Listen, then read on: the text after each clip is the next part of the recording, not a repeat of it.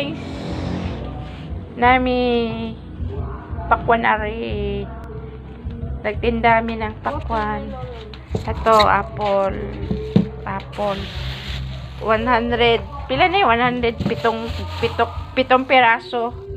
Pitong piraso guys, 100 na. Nami juice nga with unsay nga nani bay prutas. Gulaman fruits na guys.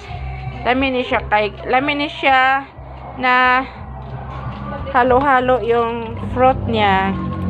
Gulaman fruit. Ayan o, gulaman fruit. Gulaman. Ang daming sahog. Oh. Yan. Masarap siya. Ayan o. Masarap. Ang sarap. Ayan guys. May bumibili guys. Yan. Puno na siya. Yan. Yan guys. Yan. Gibutangan mo gunig ice. Ayan o. Yan. Ayan guys. Hala. Yan guys. Ang dami niyang apple, isang balot 100. Mahal ni itong tagbilaran, tag 25 isa.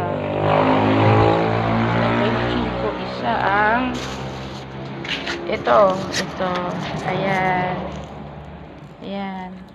100 lang. 7 piraso. Wala pang 25. Mas mura dito. Mas mura dito binta nila.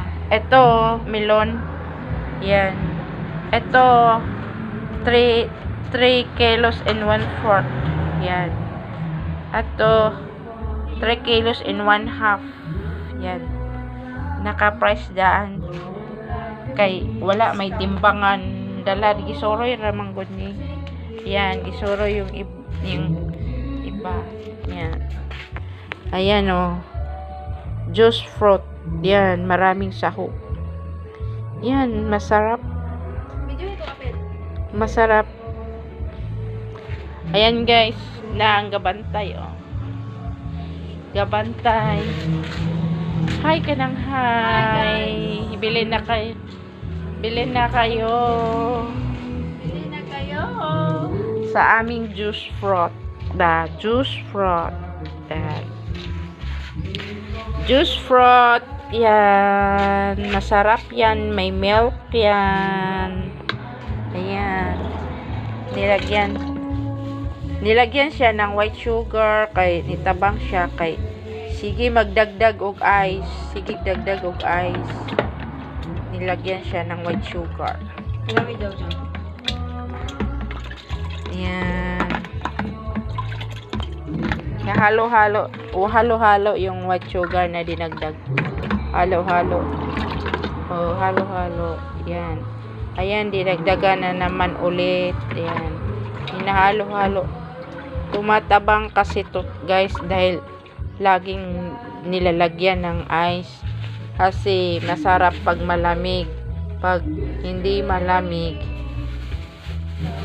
hindi masarap. Tapos habang natutunaw ang ice, tumatabang siya. Yan, ganon yun. Ito pa, yan. Pro Waffle. Yan, pakwan. Thank you for watching, guys. Yan, thank you for watching.